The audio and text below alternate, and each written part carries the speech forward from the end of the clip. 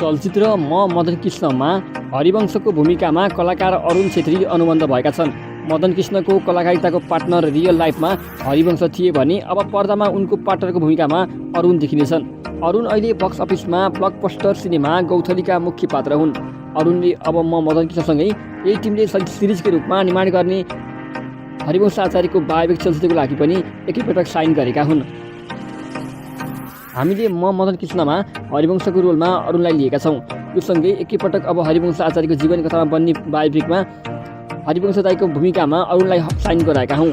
मिलनले भने हामी सशक्त अभिनय गर्ने कलाकारको खोजी गर्दै जाने क्रममा अरुणसम्म पुगेका हौँ। उहाँलाई हरिवंशको भूमिकामा पक्कै पनि सबैले मन पराउनुहुन्छ भन्ने लागेको छ। बायोपिक म मदन कृष्णलाई मिलन चाम्सले निर्देशन गरेका छन्।